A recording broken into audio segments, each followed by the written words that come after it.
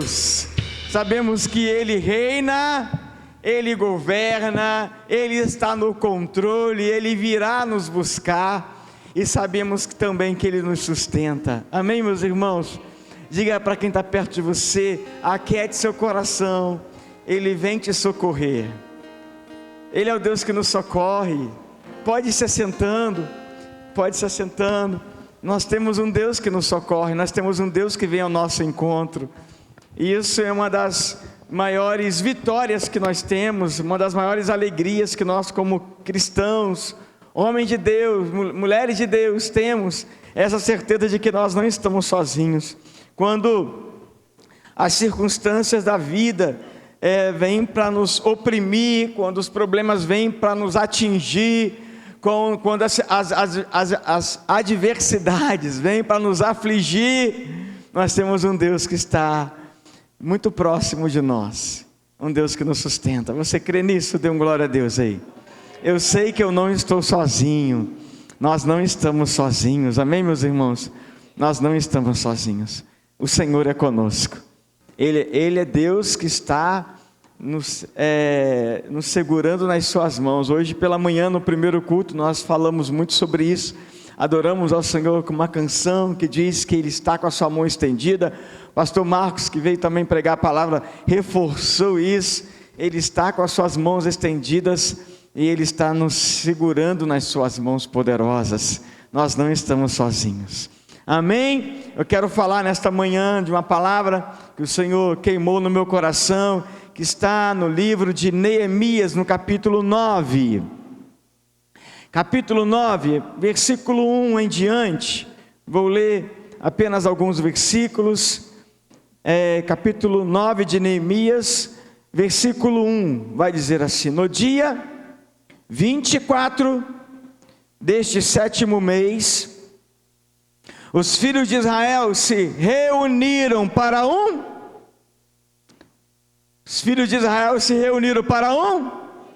jejum forte. Vestiam pano de saco e traziam terra sobre a cabeça.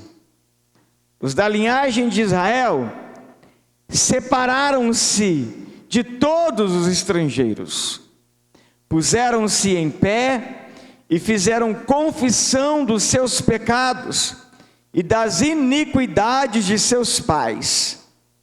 Levantando-se no seu lugar, leram no livro da lei do Senhor seu Deus, durante uma quarta parte do dia, e durante outra quarta parte do dia, fizeram confissão e adoraram o Senhor, o seu Deus. Aleluia! Eu teria tantos títulos para falar dessa palavra, vieram tantos títulos. A Igreja do Avivamento seria um título, amém? E eu estava vendo aqui no YouTube, na transmissão, alguns irmãos comentando sobre o culto, e até a Giane, ela comentou assim: boa noite, o Pai do Senhor, Igreja do Avivamento. E nós somos a Igreja do Avivamento, amém, meus irmãos? E nós temos a alegria de dizer que fazemos parte da Igreja do Avivamento, glória a Deus. A gente poderia ter como título, porque aqui eles estão num culto, o povo de Israel, esse povo se reuniu para um culto, poderíamos dizer o culto do arrependimento. Seria uma palavra poderosa, né, pastor Álvaro? A igreja se reunir para o culto. Qual é o propósito do culto? O que nós viemos fazer aqui nessa noite? Qual é a sua intenção de estar aqui? Qual é a minha intenção de estar aqui? Nós teríamos vários motivos para estarmos aqui, nenhum desconsidera o outro. Muitos estão aqui porque precisam de uma resposta de Deus, muitos outros estão aqui porque precisam de uma vitória de Deus, de um milagre. Outros estão aqui porque querem somente se entregar, adorar, se render ao Senhor. Outros estão aqui porque gostam do ambiente, porque realmente esse ambiente, um ambiente profético. Eu fui ali abraçar o casalzinho lindo ali, aquele casalzinho que está vindo para a igreja, e com um sorriso tão lindo, adorando ao Senhor. O culto nem tinha começado, a gente estava só no ensaio, estava adorando ao Senhor. E é tão bom quando a gente encontra na igreja pessoas que estão com o coração tão aberto, tão sedento, com um sorriso no rosto, e nem o culto começou, era só ensaio, já estava adorando, não é? O ambiente favorece, não é verdade? É bom estar num lugar assim, num ambiente assim. Eu não sei como que alguém consegue viver longe de um ambiente chamado igreja. Eu não consigo entender, não entra na minha cabeça como que alguém consegue viver longe da igreja, gente. Não consigo entender. Não entra na minha cabeça como que alguém consegue. Um domingo sem estar no culto, um domingo sem estar na presença de Deus, uma semana sem estar, é torturante para mim, torturante. Estava ali falando com os irmãos, né, com a Gleice, né, vendo essa família de manhã e de noite na igreja, né, eles moravam lá em Duque de Caxias, era tão difícil, né? Era tão difícil, né, Fernando? Pegar a família, trazer para cá com um monte de mala, um monte de mochila, um monte de roupa, comida, e voltar depois e vendo eles manhã e noite na igreja adorando o Senhor, enche o nosso coração de alegria, porque faz parte da nossa vida, nossa essência. Não dá para ficar distante da igreja. Eu não sei como que alguém consegue, não sei como que alguém consegue. Eu não consigo viver longe da igreja. Você pode dizer isso comigo? Se faz sentido isso para você, diga também no 3, 1, 2, 3, e eu não consigo viver longe da igreja. Ah, pastor, mas eu consigo viver longe de Jesus. Claro, Jesus é o Senhor da igreja. Nós estamos aqui por causa de Jesus. Amém, meus irmãos? Mas me veio esse título, Jejum, Fome de Deus. O título que queimou com mais força foi Jejum, Fome de Deus. Ainda que você não esteja no propósito do jejum, a igreja está em propósito. Nós estamos 21 dias no propósito de jejum. A igreja está em propósito. Foi um chamado de Deus para a igreja, para um tempo que vem marcar a nossa igreja. Por vários motivos, algumas pessoas não puderam estar juntos ativamente, diretamente no propósito, mas há uma multidão, é um exército, poderia dizer, que está ativamente, diretamente no propósito, dando suporte, cobertura para quem também não pode estar. Nós somos uma igreja, nós somos um corpo. Então, mesmo que você não esteja diretamente, mesmo que você não seja membro, mesmo que você só esteja visitando, eu quero dizer uma coisa para você: você está em jejum. Você está em jejum. Diga isso para quem está perto de você, diga isso, você está em jejum. E jejum é fome de Deus. E jejum é fome de Deus. O jejum bíblico, ele revela a vontade das pessoas, do povo de Deus, em buscar a face de Deus, em se alimentar de Deus, ser nutrido por Deus, ser fortalecido por Deus. O jejum é isso, é fome de Deus. A ideia bíblica de avivamento poderia ser descrita como a vida de Deus em nossas vidas, e o jejum gera avivamento. Repita comigo: jejum gera avivamento. E avivamento é isso, é a vida de Deus em nossa vida. Porque Deus não somente existe, Deus não somente é real, Deus não somente está conosco, Deus não somente vem ao nosso encontro, mas Deus quer manifestar a vida dEle na sua vida, na minha vida. Deus quer que a gente viva a vida dEle em nós, ou seja, a gente viver a vida dEle. Isso de forma alguma vai nos prejudicar, isso de forma alguma vai causar prejuízo, causar dano. Pelo contrário, isso vai nos beneficiar. Benefício, bênção, isso será bênção. Quando a vida de Deus age na minha vida, quando eu vivo a vida de Deus, eu terei a bênção de Deus, eu serei beneficiado por Deus. E o avivamento é isso é uma grande bênção. A gente saber que a vida de Deus opera na nossa vida. É essa presença, é esse poder de Deus que faz com que Ele seja ativo. Um Deus como um ser ativo, operante na nossa vida. É o Deus que continua operando, é o Deus que continua trabalhando. Eu digo isso e algumas vezes eu repito, mas para que a gente construa mesmo essa verdade, esse conceito. Deus não esgotou todos os seus recursos, todo o seu poder criativo, quando Ele criou a humanidade, ou quando Ele criou todas as coisas lá em Gênesis. Deus continua criando, Deus continua sendo criativo. O poder criativo de Deus não se esgotou. Deus continua criando. O que você precisa, o que eu preciso para a minha vida ser bênção, ser abençoada, o que eu preciso para a minha vida ser melhor, o que eu preciso para a minha vida fazer sentido, Deus é poderoso para criar, para gerar, porque Ele tem esse poder criativo, esse poder de criação, que ninguém tem, Ele tem. Deus não esgotou o seu poder de criar.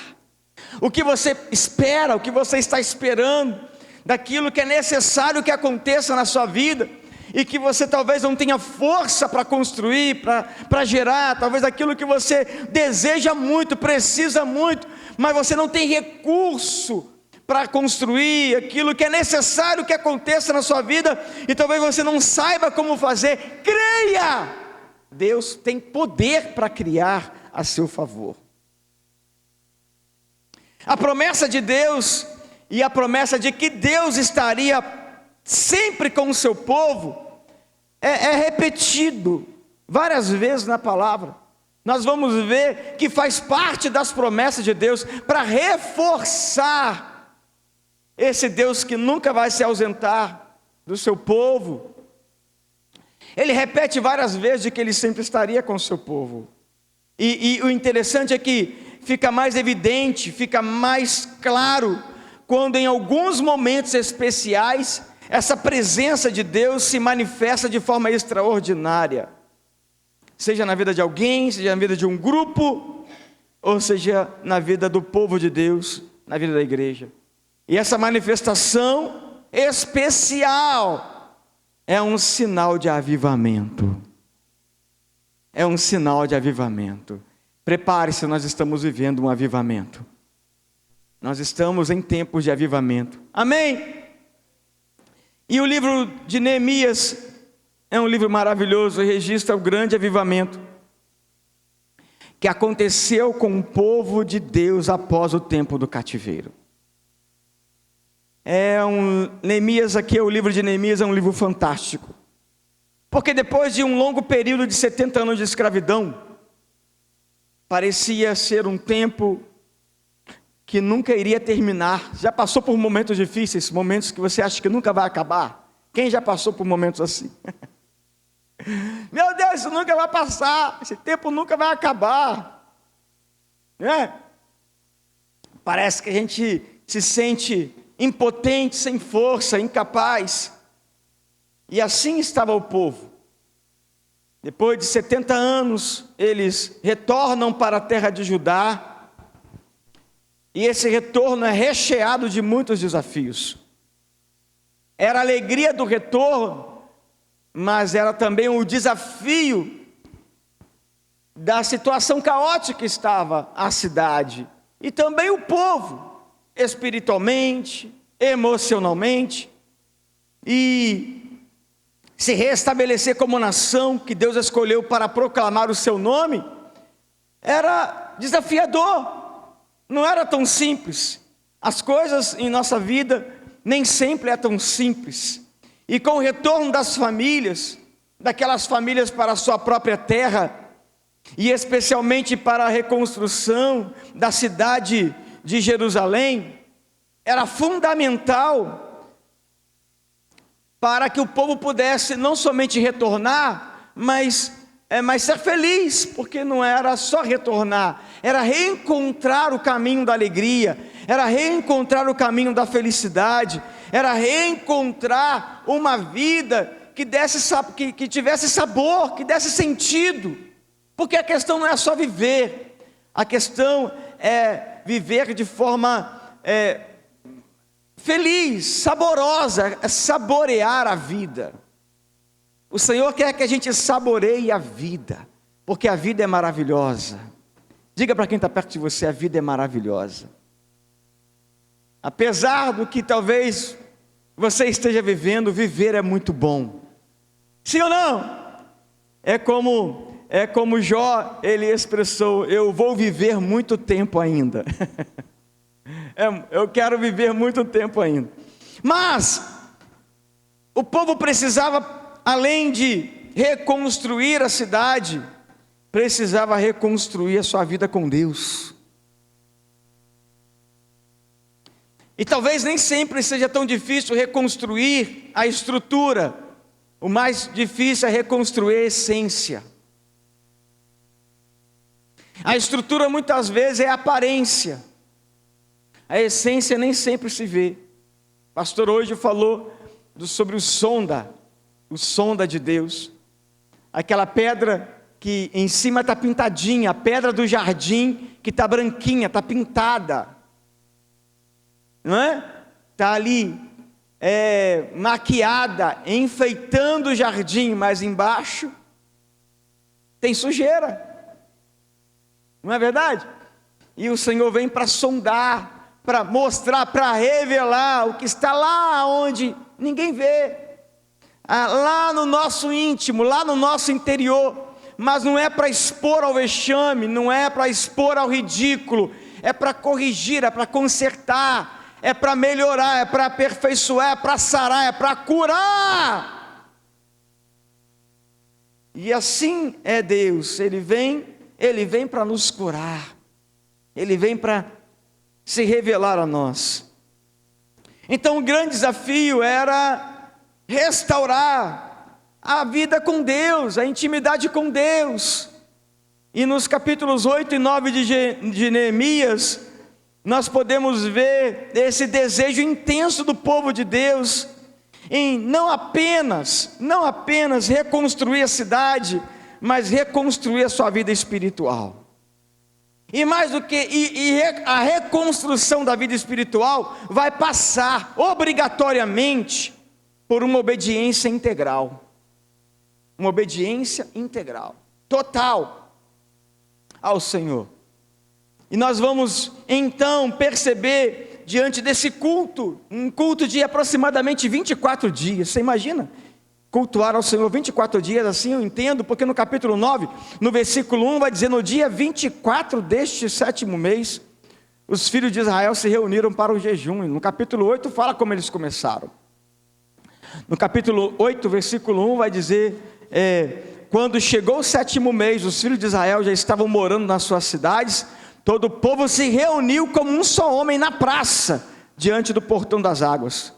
E pediram a Esdras, o escriba, que trouxesse o livro da lei de Moisés, que o Senhor havia ordenado a Israel. E assim então o sacerdote começou a ler a palavra. E eles se reuniram em um culto.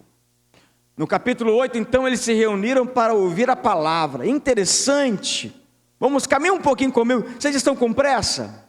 Eu falei com a pastora que hoje eu ia pregar muito rápido. Eu só tenho 2 tópicos. 2 tópicos para pregar. Eu acho que tem muitos anos que eu não sei o que é pregar 2 tópicos.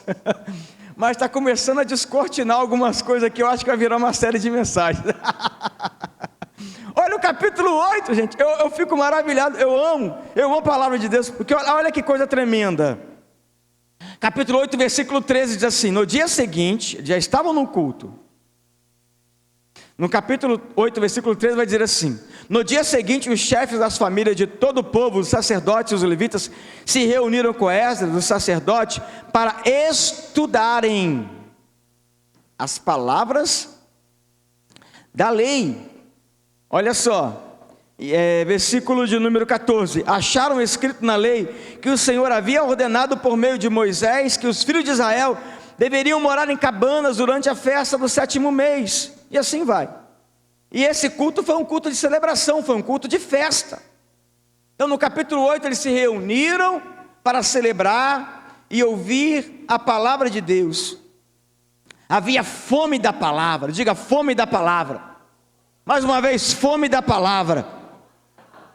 o estudo da palavra, a fome por estudar a palavra e a obediência à palavra de Deus, e isso trouxe um poderoso reavivamento espiritual na vida do povo. E diante do estudo dessa palavra, eles então, no capítulo 9, o capítulo que nós lemos, porque a palavra gerou contrição, a palavra gerou quebrantamento, a palavra gerou despertamento, a palavra trouxe revelação. Então eles não apenas ficaram contentes em ouvir a palavra, que era tão bem explicada, no capítulo 8, ainda volta um pouquinho, versículo de número 8, capítulo 8, versículo 8, vai dizer assim: eles iam lendo o livro da lei de Deus claramente, dando explicações que o povo, de maneira que o povo entendesse o que se lia. Uau! O Espírito Santo estava agindo de tal forma, de forma tão tremenda, que não havia dúvidas. A palavra estava sendo lida, explicada, e havia entendimento. Amém? Não havia dúvidas. E então, assim, a palavra estava trazendo revelações do céu, revelações de Deus, revelações de um Deus ativo, de um Deus poderoso, de um Deus atuante, de um Deus que não havia se esquecido do seu povo. Quando nós lemos a palavra, e nós estamos imersos no capítulo, no Evangelho de João, durante esse tempo de jejum. Amém, meus irmãos? Estamos imersos em João. Abra comigo aí agora João, capítulo capítulo 4 de João. Eu destaco uma palavra aqui no versículo 13. Você já leu? Você está imerso em João, contemplando essa palavra. Vai dizer o versículo 13: Jesus respondeu: quem beber desta água voltará a ter sede, mas aquele que beber da água que eu lhe der, nunca mais terá sede. Pelo contrário, a água que eu lhe der será nele uma fonte a jorrar para a vida eterna. Dê um glória a Deus aí. Nós estamos mergulhando nessa palavra, e hoje pela manhã a gente ouviu um estudo do pastor Marco dizendo que o judeu, ele não espera ter sede para beber. A gente muitas vezes só toma água depois que está com muita sede. Muitas vezes a gente não toma nem água, a gente toma algumas outras coisas tentando inibir a sede, matar a sede. Mas a verdade é que sede mesmo só se sacia com água, sim ou não? O judeu, ele não espera ter sede para beber água, ele se hidrata antes mesmo desse sinal de alerta gerada pelo organismo, que é sede, indicar que está diminuindo o nível de água. Ele precisa se hidratar. É como aquela luzinha no painel do carro. Você que tem carro, você espera a água do radiador acabar ou diminuir para você colocar água, ou você fica monitorando o nível ali?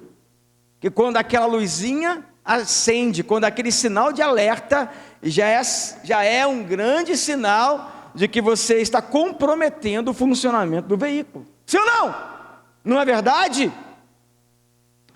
O povo de Deus, Jesus dá essa palavra, essa explicação: olha, quem beber dessa água voltará a ter sede, mas aquele que beber da água que eu lhe der, não precisará ter sede, porque estará sempre nutrido, abastecido, hidratado, será sempre vivo, terá sempre vida. Amém, meus irmãos? A palavra traz essa revelação para nós. Você não precisa esperar ter sede para buscar a Deus. Eu e você precisamos buscar a Deus de todo o nosso coração, de toda a nossa alma, de todo o nosso entendimento. Então, diante do estudo da palavra, eles no capítulo 9 de Neemias, eles entenderam: olha, não dá só para ler, não dá só para ouvir, eu preciso imergir, eu preciso mergulhar na palavra.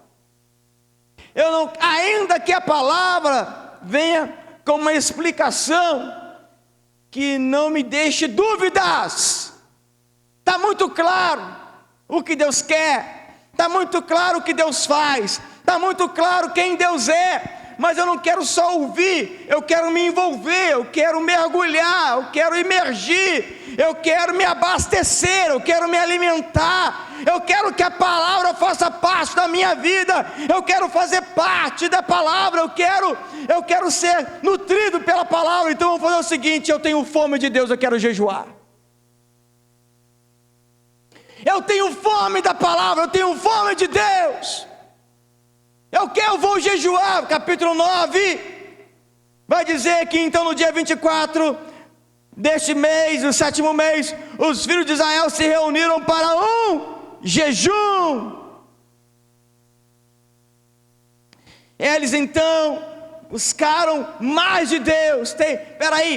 O livro da lei foi lido, os escribas leram, os sacerdotes explicaram, o Espírito revelou, mas tem mais.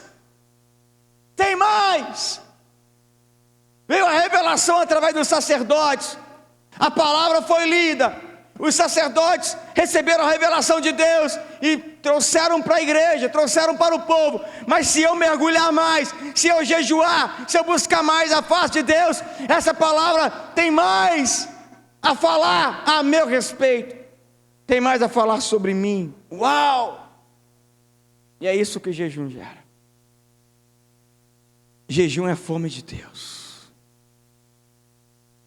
Se tem uma coisa que me deixa irritado, é fome. A minha esposa sabe como é que eu fico irritado. Irmãos, eu estava dizendo ali para a irmã Lindalva, um dos grandes problemas que eu tenho é fome. Eu sou magrinho assim, mas eu como, irmãos. Vocês me chamaram para comer na sua casa, vocês vão ver. Eu não fico com vergonha, não. Mas fome me deixa irritado. Quando às vezes eu chego em casa depois de sair aqui da igreja, chego com muita fome. Eu fico assim, né? Meu semblante, a minha aparência muda. Eu chego com muita fome. Não tem nada que sacia a fome, senão alimentação, senão comida. Entretenimento não mata a fome. Sim ou não?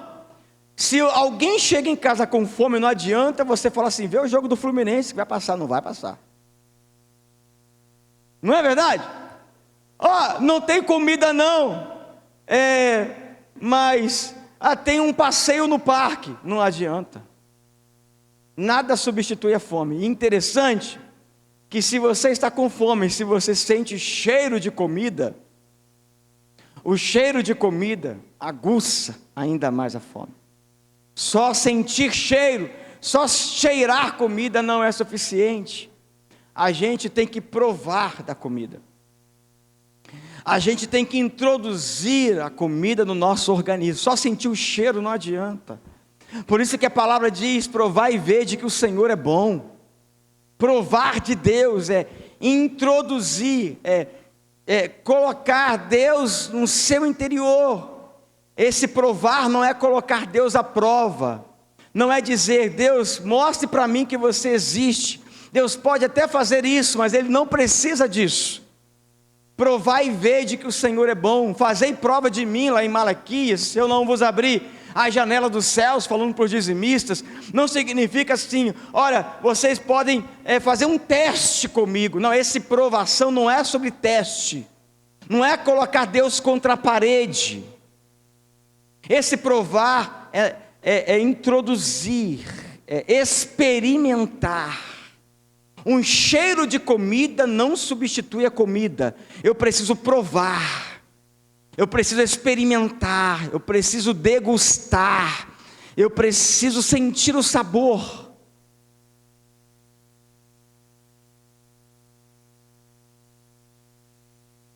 É sobre isso. Então, o jejum, a gente até se abstém de se alimentar, de alimentar o nosso corpo. No nosso caso, a gente não está nem deixando de se alimentar, a gente está restringindo a nossa alimentação, fazendo a nossa alimentação ainda mais saudável, né? Mas quando a gente se disciplina, é uma autodisciplina. Então, quando a gente restringe nossa alimentação, como é o nosso propósito. Para buscar a Deus, a gente é nutrido por Deus, estamos nos alimentando de Deus. Prepare-se para coisas tremendas quando a gente se alimenta de Deus. Prepare-se, coisas grandes estão chegando sobre a sua vida. Você crê nisso, meu irmão? Então, diante do estudo da palavra, eles se reúnem para um jejum. Não se contentam. Olha que forte. Como assim? Não se contentaram só em ler e ouvir e receber explicação e revelação. Nós queremos mais, nós queremos jejuar. Nós queremos jejuar. Ainda que não foi possível para você fazer esse jejum, não deixe de ser alguém que jejua. Não deixe de ser um cristão que jejua. Não deixe de ser um cristão que lê a palavra. Não deixe de ser um cristão que jejua. Não deixe de ser um cristão que ora. E diante disso eu vejo duas experiências. Esses dois pontos. Será que eu consigo concluir essa palavra hoje? Duas experiências, diga duas experiências. Que esse jejum, que a fome de Deus gerou na vida do povo. Capítulo 9, nós lemos do versículo 1 ao versículo 3. No versículo 3, no finalzinho, nós vimos então que eles fizeram confissão e adoraram o Senhor seu Deus. Eles confessaram e adoraram, diga, confessaram e adoraram. No versículo 4, vai dizer no finalzinho, ali tem o nome dos levitas, que eles se puseram em pé e clamaram em alta voz. Então, eles confessaram, eles adoraram e eles clamaram. No versículo 5 tem o nome dos levitas, e vai dizer assim que eles se levantaram. Levantem-se e bendigam o Senhor seu Deus, de eternidade em eternidade. Então se disse: bendito seja o teu nome glorioso, que ultrapassa todo bendizer e louvor.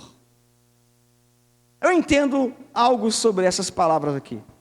Confessar, adorar, clamar, se levantar, bendizer, me veio uma palavra à mente, que o jejum, fome de Deus, uma vida na presença, uma vida que busca a palavra gera, é uma experiência que uma vida com Deus gera, e que todos nós precisamos viver essa experiência. Cristão de verdade, homem de Deus, mulher de Deus, pessoa, aquele e aquela que quer Deus, precisa viver essa experiência. Sem essa experiência a vida não cresce, a vida espiritual não avança, fica estagnada, paralisada num lugar só. A primeira experiência é quebrantamento.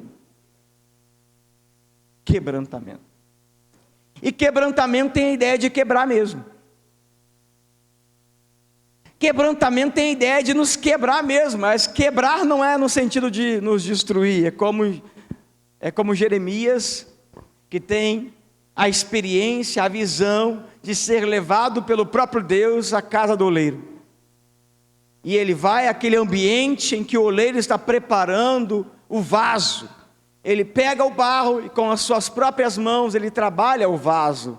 Não me vem à mente agora, eu não anotei essa palavra, mas é interessante que o texto vai dizer que mesmo estando nas mãos do oleiro, no artesão, no artista, naquele que tem experiência em manipular o barro, em fazer esse trabalho artesanal com tanto zelo, com tanto cuidado, mesmo assim há um momento em que esse barro ele precisa ser refeito, porque ali o artista percebe alguma deformação na confecção do vaso, alguma coisa não estava indo bem. Então ele quebra aquilo ali, ele desfaz, ele joga fora o barro, ele joga fora a obra que ele já tinha feito, mesmo não tendo concluído, ainda estando imperfeito. Não, ele refaz, ele reconstrói, ele faz de novo. O barro estava nas mãos de quem sabe fazer. O barro estava nas mãos de quem sabe trabalhar. Era colocar um pouquinho mais de água, amolecer um pouquinho mais o barro, para que o molde fica mais fácil, o barro fica mais moldado ao molde, e ali ele conclui a obra. O quebrantamento vem quando a gente não quer mais sair das mãos do artista, do oleiro. O quebrantamento vem quando a gente tem a plena consciência que a palavra nos revela, que o jejum nos revela, que a entrega nos revela de que, ainda que eu não esteja totalmente pronto, eu não posso sair das mãos daquele que me refaz. Ainda que tenha em minha vida coisas para serem consertadas, corrigidas, mudadas, transformadas, trabalhadas, curadas, eu não posso sair das mãos do oleiro. Não posso. Então, essa experiência me leva ao entendimento de que é o quebrantamento que faz reconhecer quem eu sou. E o quebrantamento passa por uma separação de tudo que Deus condena. Caminha comigo aí, estão comigo? Estão comigo? Estão me ouvindo bem aí atrás? Está dando para ouvir aí? Quem está me ouvindo bem, dê um glória a Deus aí. Amém? Então está todo mundo me ouvindo? Você que está em casa aí, está ouvindo? Dá um glória a Deus aí. Aleluia. Olha o capítulo 9, versículo 2. Olha como me chama a atenção, me salta aos olhos. Capítulo 9, versículo 2 vai dizer assim: os da linhagem de Israel, a igreja, o povo de Deus, eles leram a palavra, ouviram a palavra, tiveram entendimento da palavra, jejuaram e decidiram. Se quebrantaram, decidiram. Os da linhagem de Israel separaram-se de todos os estrangeiros, puseram-se em pé e fizeram confissão dos seus pecados e das iniquidades de seus pais. Uau! Aí já começa a tornar claro, me deixar assim com o entendimento bem claro do que o quebrantamento gera. O quebrantamento passa por uma separação de tudo que Deus condena. Então o povo aqui toma a decisão de deixar todos aqueles que não eram da linhagem de Israel. Todos aqueles que não eram dessa linhagem de Israel. Não era uma questão aqui racial, mas espiritual. Eles se separaram para que pudesse haver uma consagração. Eles se separaram dos estrangeiros. Aqueles que não pertenciam ao Senhor não participavam daquela reunião, porque não tinham a mesma fé, não tinham o mesmo Deus, não havia comunhão. Então, é uma separação de tudo que Deus condena. Quando a gente tem fome de Deus, a gente se quebranta perante Deus, e fica mais fácil de identificar, da gente identificar, fica mais claro, a gente tem mais clareza daquilo que Deus condena. E se a gente se afasta daquilo que Deus condena, certamente o que era impuro na nossa vida vai sendo purificado, vai sendo limpo. Deus vai nos limpando, Deus vai nos purificando.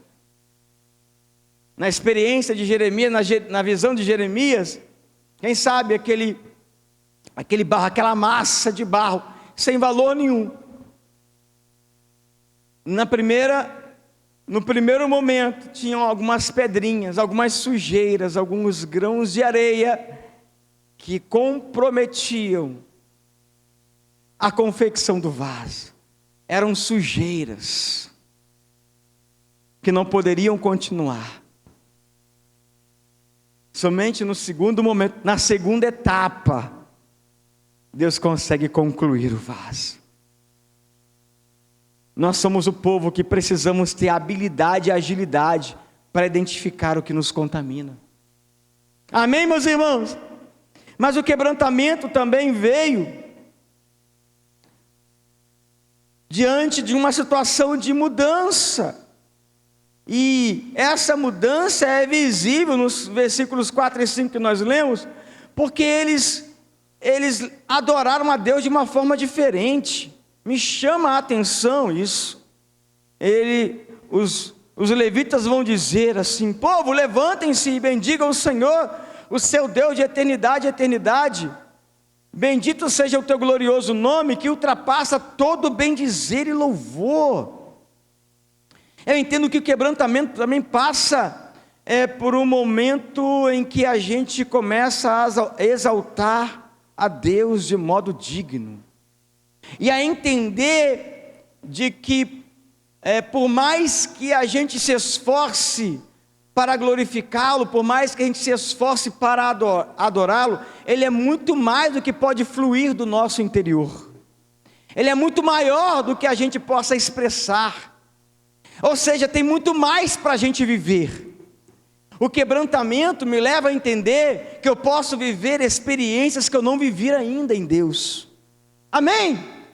O quebrantamento me leva a entender que eu posso mergulhar em águas mais profundas daquelas que eu já acostumei a mergulhar.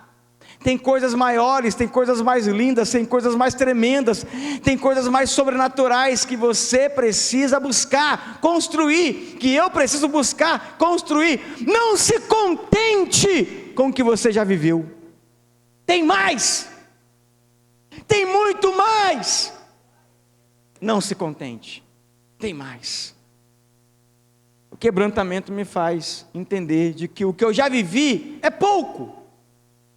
O que eu já vivi é pobre perante a riqueza de um Deus incrível, perante a riqueza de um Deus grandioso. O que eu já tenho, quem eu já sou, o que eu já construí na minha vida ministerial, na minha vida pastoral, na minha vida espiritual, é muito pequeno. E olha que eu já vivi coisas tremendas, já vivi experiências incríveis, já vivi milagres tremendos, que eu só acredito porque eu vivi. Porque se eu não tivesse vivido, eu acho que eu não teria acreditado se alguém me contasse. Não tem aqueles milagres que a gente fala assim: não acredito. Você já viveu um milagre assim? Já ouviu alguém falar assim? Quem já? Só eu? Você também. Não me deixa sozinho não. Espera aí, eu vou repetir essa pergunta. Você já duvidou de um milagre que alguém contou, e você talvez tenha dito assim: não acredito? Quem já viveu isso? Levanta a mão. Eu já. Mesmo como pastor. Será que é verdade o que está dizendo? Não acredito. Porque é tão maravilhoso, tão tremendo, que parece que é fantasioso. A pastora Renilda deu alguns testemunhos aqui, no domingo passado pela manhã, e na quinta-feira à noite, que são testemunhos assim, tremendos, incríveis, em que uma serpente grande, daquela região, a sucuri. Quem já ouviu falar em sucuri? São serpentes de quantos metros? 3 metros. Se eu ver só a cabeça da serpente, eu já morro, já desmaio. Lá é comum, vou dizer que é comum a força de expressão, mas na missão, ela já disse que em alguns momentos o barco ficou impedido de continuar a navegação, porque estava ali entre as grandes folhagens, e parou, isso já tarde da noite. Como é que vai chegar no outro lugar, na outra margem? E do nada, o barco começa a tremer, começa a mexer. O que era uma sucuri? Embaixo do barco. Não é isso, pastora? Estou inventando aqui, pastora? E jacaré. Sucuri ou jacaré? Os dois. Misericórdia. Experiências diferentes. Em algum momento sucuri, em outro momento jacaré. E o que aconteceu? Como é que é? Onça também. Está doido. E esses animais foram instrumento de Deus para desencalhar, é isso? Aquela embarcação, e eles continuarem a viagem. Uau! Você pode dar um glória a Deus aí? Para quem já é há algum tempo de igreja aqui em Cascadura, já ouviu falar sobre esse testemunho. Quando eu cheguei aqui em Cascadura, a minha sede por fazer algumas melhorias continua muito grande, muito intensa, irmãos. Eu tenho muita vontade de fazer muitas melhorias ainda. Mas uma delas que eu não falava para ninguém era o nosso gabinete pastoral, que eu chamo de altar. Por que altar? O altar não como plataforma, mas o altar no lugar de manifestação de Deus. Porque o altar é um ambiente de entrega, mas também é um ambiente de revelação. Não é isso que vemos no Antigo Testamento? Era o ambiente onde o sacrifício era oferecido a Deus, mas também era um ambiente de revelação. Então eu chamo o nosso gabinete pastoral de altar. Ali pessoas são curadas, pessoas são libertas, casamentos restaurados, a palavra de Deus é revelada, é um ambiente profético para mim. E eu orava ao Senhor, pedindo ao Senhor que nos ajudasse a ter recurso para melhorar aquele ambiente, porque aquele ambiente nos levava a um momento da igreja de luto da igreja. Um pastor muito querido, muito amado da igreja, que acabou infartando no nosso gabinete. E desde aquela época não foi feita nenhuma reforma. E eu só orava a Deus: Senhor, quem sabe um dia a gente vai conseguir. Mas nunca falei isso, ou algumas vezes, raramente. Só quando eu não estava aguentando mais, eu falei assim: rapaz, esse negócio aqui está muito feio. Eu acho que o Mário já ouviu isso. Cadê o Mário? Não foi, Mário? O Mário chegou lá junto com a Adriana, com a família, estamos vindo para cá, estamos sentindo de Deus vir para cá. Você está nesse gabinete, esse gabinete está feio, rapaz. Algumas pessoas ouviram, mas foi muito raro. E Deus levanta alguém que a gente não conhece para fazer a reforma dos gabinetes pastorais e da secretaria da igreja, com um valor. Resumindo, ele manda a equipe de trabalho, a arquiteta, a equipe de trabalho, e lá no meu gabinete só tem os meus livros e o computador, o resto foi tudo doado. Isso é milagre ou não é milagre, irmãos? Você pode glorificar ao Senhor por isso, irmãos? Pode glorificar ao Senhor por isso? Eu só acredito porque eu estou vivendo. Porque é difícil até de contar, porque é difícil de alguém acreditar que isso é verdade. Se eu for falar o valor que deu para vocês esses 3 reformas, vocês vão ficar quase 3 dígitos. Quase 3 dígitos. Meu Deus, que tremendo. Então, assim, tem muito mais para a gente viver. Não se contente com o que você já viveu, tem coisas maiores para você viver. Tem coisas maravilhosas para você viver. Mergulhe, ore, jejue, busque em Deus, porque quem sabe o milagre que você espera não vai estar na oração de alguém, na imposição de mão de alguém. Há muitos milagres que acontecem assim, em que vem aqui na frente, impomos a mão e oramos, mas há muitos outros milagres que são gerados através do jejum, através da oração, da nossa oração e da revelação da palavra. Há muitas coisas que vivemos hoje, há muitas crises que vivemos, que vão ser geradas através do quebrantamento. Há muitas mudanças que nós vamos viver pessoalmente, individualmente, no casamento, na família, no ministério, que vão ser construídas através do quebrantamento. Não vai ser através da intercessão de alguém, da imposição de mão. Vai ser através do quebrantamento. Deixa eu ir para o segundo.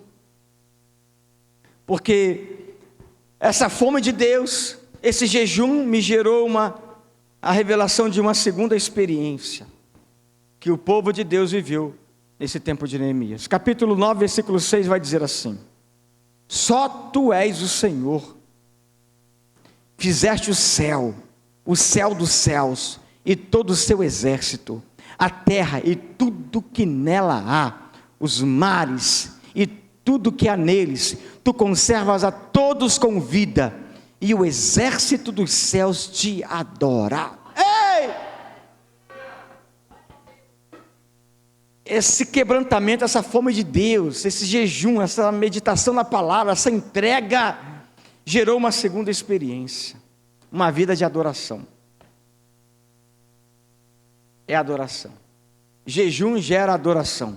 Repita comigo: jejum gera quebrantamento e jejum gera adoração. Espontânea, voluntária, sem forçar. Eles reconhecem: peraí, não há outro Senhor, só Ele é Senhor. Quando alguém chega nesse nível de entendimento de que não há outro Deus, acabam-se as procuras por Deus e constrói-se uma vida com Deus. Porque há um vazio existencial, há um vazio no coração do ser humano, na alma humana, que só Deus preenche. Ninguém, dinheiro, prazer, coisas materiais, nada e ninguém, coisa alguma é capaz de preencher. Há um vazio que só Deus preenche, o verdadeiro Deus preenche. Por isso, em toda a história humana, nós vamos ver o ser humano buscando um Deus, construindo um Deus, quando não se conhece o Deus verdadeiro. O ser humano está à procura de Deus, para preencher esse vazio existencial. E quando encontramos, aleluia, acaba-se a procura e começa uma história com Deus. Acaba-se a procura e começa uma linda história. Diga para quem está perto de você: acabou a procura, agora começa uma história. Não é assim? Quando a gente encontra, no meu caso, a mulher da sua vida, em que você olha e fala assim: opa, é ela. Acabou a procura, começa uma história. Não é, Ian? Acabou a procura, começa uma história. Quem é casado aí? Quem é casado? Quem está com a sua esposa aí, ou esposo? Olha nos olhos aí. Acabou a procura. Há 31 anos atrás. Quem está procurando, eu profetizo que vai acabar a procura em algum momento. Eu profetizo, essa procura vai acabar e você vai encontrar. A não ser que você já esteja resolvido, resolvida, e já esteja realizado e tranquilo com isso. Se você está à procura, eu profetizo, vai acabar essa procura. Mas não é assim, acabou a procura, começa uma história. Quando acaba a procura, começa uma história, meus irmãos. A vida espiritual tem que ser assim. Acabou a procura, começa uma história. Chega de procurar, gente. Vamos construir uma história. Chega de ficar em cima do muro. Chega de ficar em dúvida, com dúvida. É o momento de construir uma história. Isso é avivamento. O avivamento é quando começa uma história. A história de Deus na minha história, a vida de Deus na minha vida. Desliga um pouquinho o ar que eu estou sentindo frio, por favor. Pode desligar alguém aí, por favor. Obrigado, mano. Começa uma história, chega, vai ficar a vida toda procurando. Vai ficar a vida toda procurando. Eles, por encontrarem o verdadeiro Deus, eles começam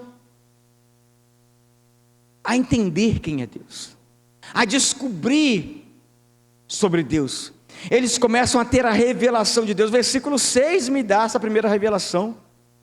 Só tu és o Senhor, fizeste o céu dos céus. Ou seja, peraí, o Deus a quem nós estamos ouvindo a sua palavra, o Deus ao qual estamos ouvindo a sua palavra, o Deus ao qual estamos jejuando, tendo fome dele, é o Deus Criador. Fizeste o céu dos céus, todo o seu exército. Peraí, não é um Deus qualquer, é o Deus que criou todas as coisas. O meu Deus criou todas as coisas. Sabe o Deus que você está adorando nessa noite, o Deus que você está buscando nessa noite? É o Deus que criou todas as coisas. Se Ele criou o céu dos céus, todo o seu exército, a terra e tudo que nela há, os mares e tudo que há neles, Ele não pode me favorecer, Ele não pode me abençoar, Ele não pode fazer o que eu preciso? Claro que pode. Isso é adoração. Ele é o Deus que criou. Mas calma, eu não acabei ainda. Tem uma boa palavra para ler ali ainda. Vamos ficar um bom tempo aqui ainda, calma aí. Não vai embora não, porque Ele não só criou. Sabe? Ele não só criou, versículo 6 ainda, Ele criou e Ele conserva o que Ele criou. Olha como eles começam a descortinar, mas eles tinham saído de 70 anos de exílio.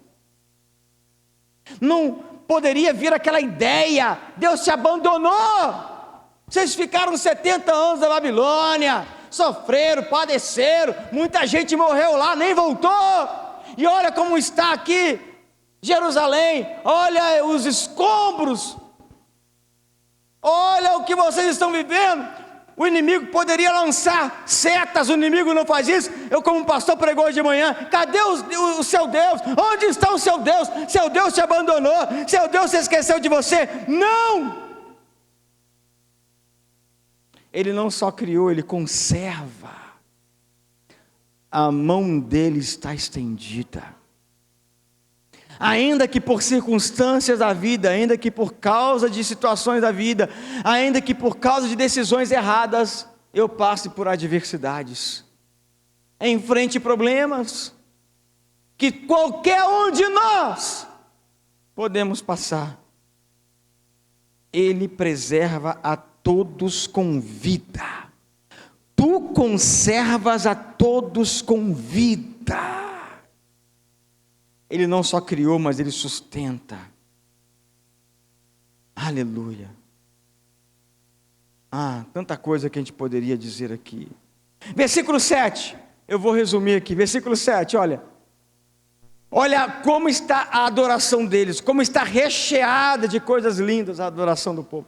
Tu és o Senhor, o Deus que escolheste Abrão, e o tiraste de Ur dos caldeus, e lhe puseste o nome de Abraão. Eu entendo e aprendo outra coisa na adoração, que é a fome de Deus, que o jejum de Deus gera, nesse quebrantamento e nesse estilo de vida que é adoração. Deus é criador, Deus é preservador, e é Ele quem nos escolheu. Eles citam Abrão, poderia citar qualquer outro. Ele escolheu Abrão e mudou o seu nome. Ele não só escolheu, Ele não só chamou, mas Ele transformou a vida de Abrão. Deus não apenas elegeu, escolheu Abrão, mas o tirou de Ur dos caldeus, tirou Abrão da sua idolatria, tirou Abrão dos seus ídolos, mudou a vida dele, mudou o caminho dele, mudou a vida, mudou o futuro dele, mudou a eternidade de Abrão. Ele não apenas escolheu por saber que a gente não seria tão capaz assim de escolhê-lo. Ele toma a iniciativa de nos escolher. E Ele muda o nome de Abrão. Abrão, grande pai, para Abraão, pai de uma grande nação.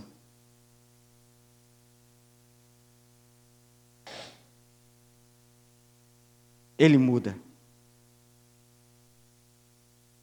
Deus muda a nossa vida. Deus muda a nossa história. Quando adoramos aquele que vive para sempre. Sabe o que muitas vezes falta para que a nossa vida seja mudada? Um estilo de vida chamado adoração. É o reconhecimento de quem Deus é. Há uma canção que diz: Não me lembro qual é a canção, mas ela diz: não olhe só para as mãos de Deus. Não fique só olhando para as mãos de Deus. Olhe para quem Deus é. Então Deus é aquele que cria, Deus é aquele que preserva, Deus é aquele que transforma e Deus é aquele que cumpre. Eu concluo com isso, versículo 8. A adoração vai nos levar a esse entendimento. Deixa eu repetir aqui. Olha o que a adoração vai nos levar ao entendimento. De que Ele cria, repita, Deus cria, Deus preserva, Deus escolhe, Deus transforma e Deus cumpre. Olha o versículo 8. Achaste o seu coração fiel, Abraão, diante de ti, com ele fizeste aliança para dares à descendência dele a terra dos cananeus, dos heteus, amorreus, tal. E cumpriste as tuas promessas, porque és justo. Meu Deus, que tremendo. Deus cumpre, irmãos. De uma coisa eu tenho certeza, Deus cumpre. Deus prometeu ser o nosso Deus, Ele continua sendo o nosso Deus. Deus cumpre cada promessa. Você crê que Ele cumpre? Tem mais uma só. Mais uma só. Olha o que é adoração. Eu quero parar, mas não consigo. Olha só. Ele cria. Olha que tremendo. Ele preserva. Ele escolhe. Ele transforma. Ele cumpre suas promessas. E olha o versículo 9. Viste a aflição dos nossos pais no Egito, e ouviste o clamor deles junto ao mar vermelho. Além de tudo isso, Ele mesmo vem ao nosso encontro nos tempos de aflição. Ele não terceiriza, Ele mesmo vem. Eu sou prova de que Ele mesmo vem. Eu sou prova, não é, pastor? Você também é prova de que Ele mesmo vem? Você é prova disso? Ele não só vê, Ele não só ouve, mas Ele vem ao nosso encontro e opera milagres, porque Ele viu a aflição. Olha o versículo 10. Ele fez sinais e maravilhas contra Faraó e seus servos, e contra todo o povo da sua terra, porque soubeste que os trataram com arrogância. E assim vai. Versículo 11. Oh glória. Dividiste o mar diante deles, de maneira que o atravessaram em terra seca. Lançaste os seus perseguidores às profundezas, como uma pedra nas águas impetuosas. Você conhece a história? É tremendo. Deus, o adorador, aquele que tem fome de Deus, que tem um coração quebrantado, o adorador, contempla essa maravilha da presença de um Deus que vem ao nosso encontro. Adore, mesmo no tempo da provação. Vamos colocar em pé? Mesmo no tempo, está difícil para você, está complicado para você, não é fácil para ninguém, meus irmãos. Não deixe de adorar. Você vai contemplar a própria presença de Deus.